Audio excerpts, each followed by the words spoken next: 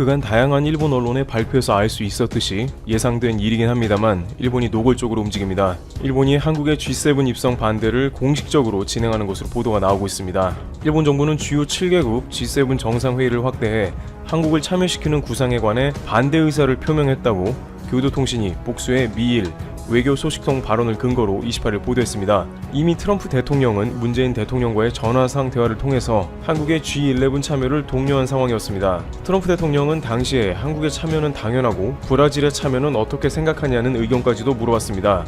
따라서 트럼프 대통령의 의중 가운데 대한민국은 선진국 연합체인 G7에 한국이 이미 자리하고 있는데 일본은 트럼프 대통령의 구상에 대놓고 반대를 선언하며 한국을 저지하러 나온 것입니다.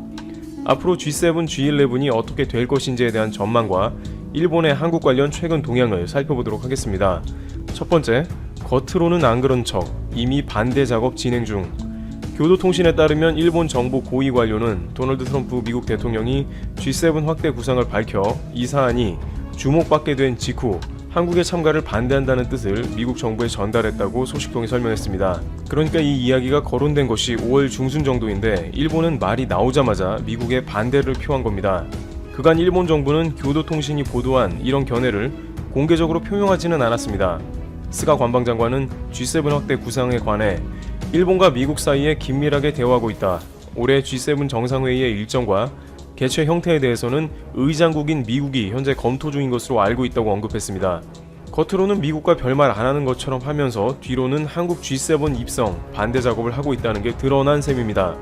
좀 더 자세히 보면 일본 정부는 북한이나 중국을 대하는 한국의 자세가 G7과는 다르다며 우려를 표명하고서 현재 G7 틀을 유지해야 한다는 의사를 미국에 밝혔습니다.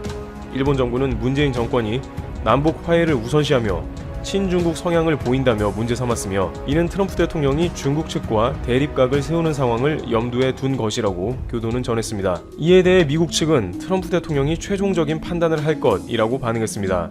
그런데 여기서 궁금한 것은 미국에는 어지간한 사안에 대해서는 일본이 잘 반대 의사를 표명하지 않습니다만 북한과 중국의 이유를 들어가며까지 한국과 대립각을 세운 것이 궁금해집니다. 바로 그것은 일본의 이러한 작업이 잘 먹힌다는 것입니다. 두 번째, 미국, 일본의 말 들어줄 가능성 높다. 일본이 트럼프 대통령의 아이디어를 반대한 것은 언뜻 보면 트럼프 대통령이 매우 싫어할 것 같습니다만 현재까지 공개된 그리고 볼턴의 회고록까지 나오면서 외교 세계의 민낯이 어느 정도 밝혀진 작금의 시점에 본다면 미국은 결국 일본의 말을 들어줄 가능성이 매우 높다는 것으로 한국의 G7 입성은 쉽지 않다는 추측이 가능합니다. 물론 한국 입장에서도 트럼프 대통령의 G7 정식 초대가 나왔을 때 내부적으로도 의견이 갈리는 모습이 나왔습니다. 왜냐하면 이번 트럼프 대통령의 G7 초대는 다분히 친미 네트워크 국가들이 모여서 중국을 견제하자는 의도가 있으니 G11 모임에 속해봤자 중국과 불편함만 더해질 것이고 트럼프 대통령에 이용당하는 게 아니냐는 말이 있었습니다. 그러나 이것이 일본의 반대에 의해서 저지되는 경우는 한국에는 또 다른 외교적 자존심 문제가 돼버리는 것입니다. 번번이 한국의 중요한 외교적 길목에서 회방을 놓는 모습이 이번 볼턴 회고록에서도 폭로될 정도로 심각한 것이었습니다. 특히 남북 평화 통일을 저지하겠다는 의도가 알려져 많은 한국 네티즌들이 공분하기도 했습니다. 일본은 미국이 가장 우려하는 중국과 한국 사이가 좋다며 한국의 G7 추가 입성을 반대하고 있다지만 실제로는 한국이 G7에 들어가면 골치가 아프기 때문에 반대하는 것으로 파악되고 있습니다. 한국이 G11에 입성하면 좀 더 국격 상승과 더불어 외교 무대에서 발언의 강도가 높아지니까 이것을 저지하려고 하는 것이 분명하며 한국을 국제 무대에서 갈수록 상대하기가 까다로워질 국면을 사전에 차단하는 것입니다. 그리고 이렇게 미국에 일본이 제안을 하면 미국은 대부분 수용했던 것도 여러가지 정황으로 파악이 되고 있습니다. 이번 수출 규제 문제나 지소미아 문제에서도 미국은 거의 다 일본에 가까운 편에 서거나 문제에 손을 대지 않고 있습니다. 따라서 이번 G7 건도 일본이 강하게 한국을 반대하면 굳이 의견을 트럼프 대통령이 뭉개지는 않을 것입니다. 볼턴에 의하면 트럼프 대통령은 아베 총리와 사이가 좋고 일본은 또 미국 국채를 가장 많이 보유한 국가이기도 합니다. 미국에서는 여러가지 도움 주는 일본이 일면 예뻐 보일 수도 있다는 것이 그 이유입니다. 여기에 트럼프 대통령은 재선 문제로 G7을 G11으로 확대하려 하는데 이것보다는 다른 미국 내 문제 해결이 더 급해 보입니다. 또한 G7은 만장일치제로 운영이 되므로 한 국가라도 반대하면 실질적으로 합의가 어려운 점도 있습니다. 물론 트럼프 대통령이 이번 기회를 통해서 반드시 G11 체제로 굳히겠다는 강력한 피력을 하면 약간의 가능성은 있습니다만 일본이 끝까지 반대표를 던져서 만장일치를 무너뜨리고 한국 입성에 찬성하지 않을 가능성에 무게가 실립니다. 트럼프 대통령의 재선 가능성이 어느 때보다 낮기도 하니 일본 입장에서는 주장을 누그러뜨리지 않을 것입니다. 모테기 도시미스 일본 외무상은 28일 NHK에 출연해 G7의 틀 그 자체를 유지하는 것은 매우 중요하다. 이것이 전체의 컨센서스, 의견 일치 합의가 아닐까 생각한다며 G7 확대 구상을 부정적으로 생각한다는 견해를 표명했습니다. 게다가 일본은 현재 한국과 역사 관련한 문제에 정면으로 충돌하며 가짜뉴스를 다발로 생성시키고 있습니다. 이런 맥락은 G7 입성을 저지하는 또 하나의 결정적 이유 중 하나가 될 것입니다. 세 번째, 일본. 한국과 끝까지 가려고 하나. 일본은 지금까지 다양한 한국 관련한 날조 기사를 내보내 국내외의 지탄을 받아왔습니다만 최근에는 그러한 강도와 횟수 및 분야가 매우 넓어지고 다양한 모습이 등장합니다. 특히 이것을 한국 정부와 엮어서 공격하는 모습이 나왔습니다. 바로 일본의 한 언론이 아베 신조 일본 총리와 역사 왜곡을 비판해온 사이버 외교사절단 반크를 허위로 보도해 논란이 된 것입니다. 지금까지 한국 정부가 역사 왜곡을 지원한다는 가짜 뉴스는 그렇게 많이 등장하지는 않았는데 이제는 한국 정부에 대한 왜곡을 매체 전반으로 확대해서 날조 기사가 나올 정도로 공세로 전환된 모습을 보입니다. 일본 온라인 시사경제지 재팬 비즈니스 프레스는 25일자 WTO 제소 한국에 너무 관대한 일본의 자세라는 제목의 기사에서 반크는 마른 모래가 물을 빨아들이는 것처럼 거짓의 역사를 침투시킨다면서 이 단체는 한국 정부로부터 연간 20억 엔 이상의 예산을 받으며 100여 명의 연구원을 두고 있다고 보도했습니다. 반크 대표로는 장관급 인물이 선임되고 2005년께 일본의 국제적 위상을 실추시키는 디스카운트 재팬 운동을 시작했다고 썼습니다. 그러면서 반크는 진주만 공격, 중국 난징 위안부 문제, 강제징용 피해자 문제 등 일본을 세계로부터 고립시키려고 온갖 역사의 거짓말을 꺼내 대일 역사 포위망을 만드는 등 일본을 깎아내리는 것이 공식 목적이 됐다고 전했습니다. 이 같은 내용의 기사는 같은 날 야후 재팬 메인 기사로도 올려져 1132개의 댓글이 붙는 등 관심이 뜨거웠습니다. 댓글 내용도 하나같이 한국 정부 및 반크에 대한 비판 일색임은 말할 것도 없었습니다. 그렇지만 실제 반크 연구원은 5명이고 정부로부터 예산 지원을 거의 받지 않고 있습니다. 15만 명의 청소년, 청년 회원이 자원봉사로 참여하고 있으며 1,000명의 정기 후원자 도움과 다양한 민간 협력 기관의 협력 기금으로 운영됩니다.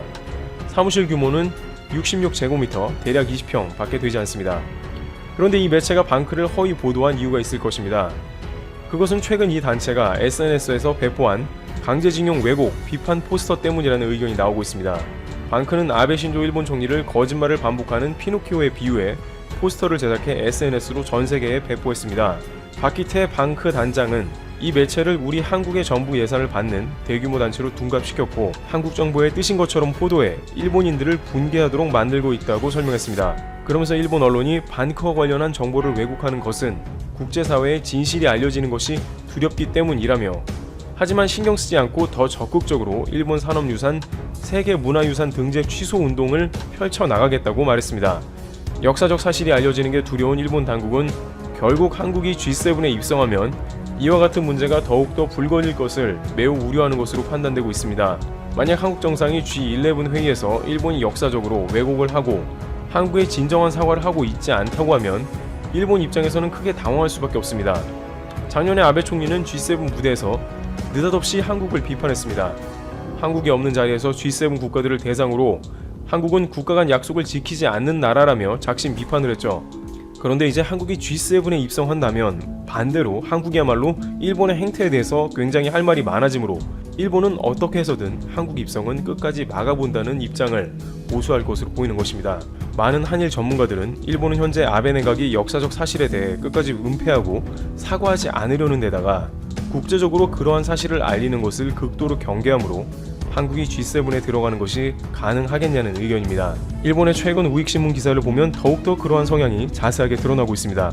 네 번째, 일본 언론 한국 역사 왜곡 멈춰라 적반하장.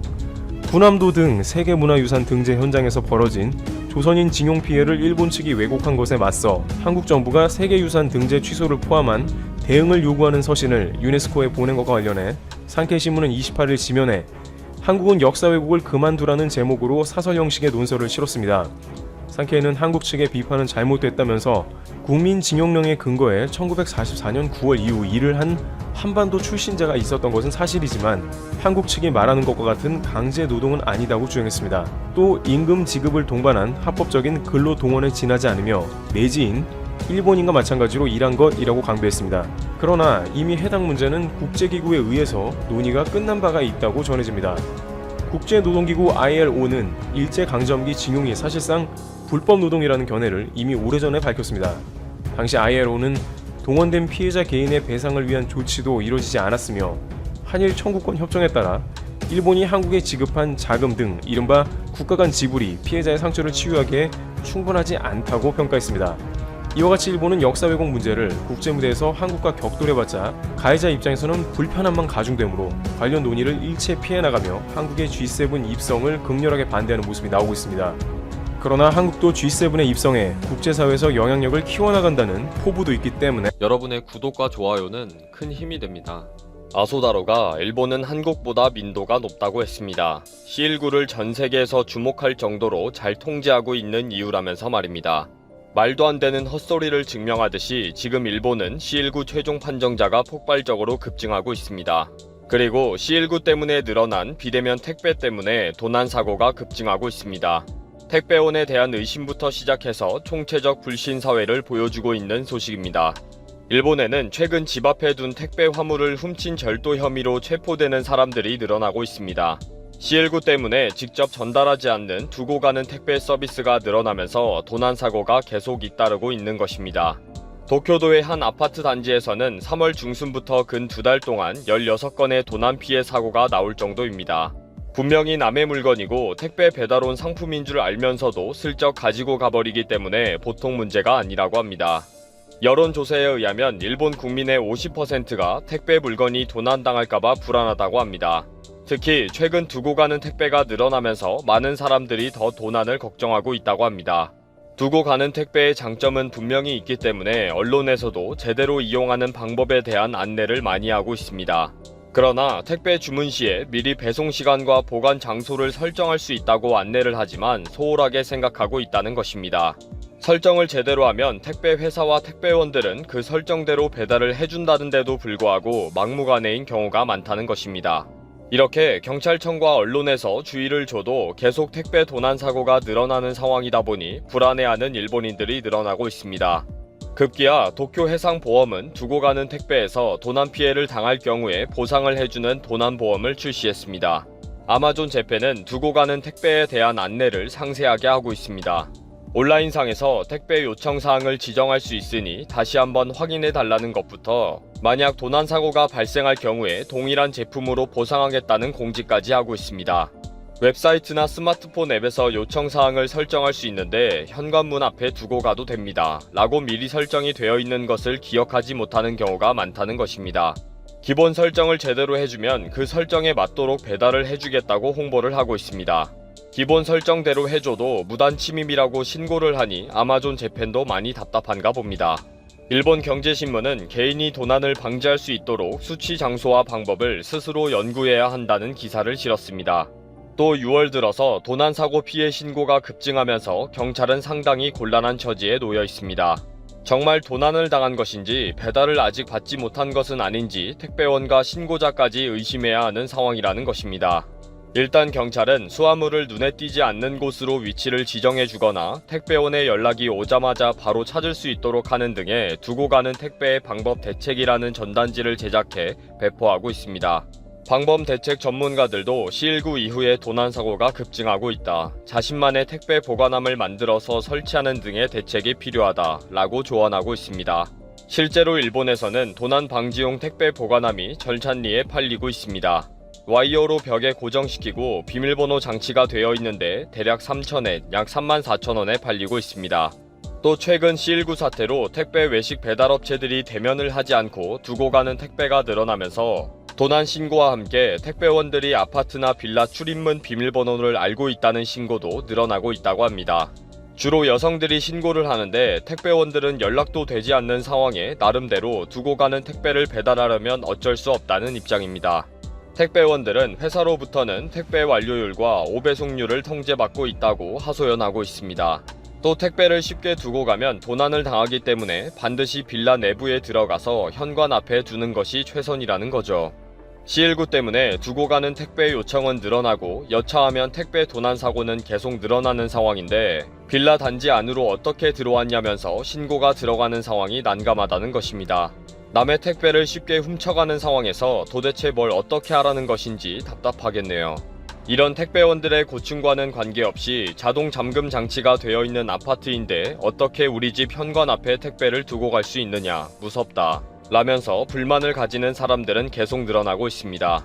오늘 배송된 주문 상품이 현관에 도착했습니다 라는 문자를 받으면 깜짝 놀라게 된다고 합니다. 아파트 입구에서 계속 인터폰을 누르면 입구까지 나가서 물건을 받을 수 있는데 왜 들어오는지 이해가 안 된다는 거죠. 만약에 부재 중이면 내일 다시 와서 인터폰으로 연락을 달라는 것입니다. 그런데 택배원들은 재배송을 하게 되면 실적도 낮아지게 되고 일이 2배, 3배 힘들어지게 된다고 하소연하고 있습니다. 이런 뉴스들이 며칠 동안 계속 올라오고 있습니다. 그만큼 심각한 사회적인 문제라는 거죠. 이러지도 저러지도 못하는 택배원들의 고민이 눈에 선하네요. 민도가 높아서 C19를 잘 이기고 있다고 하더니 수백 명의 최종 판정자가 쏟아지고 있습니다. 민도가 높다고 하더니 택배 도난 사건이 계속 발생해서 경찰청과 보험회사까지 나서서 대책을 세우고 있습니다.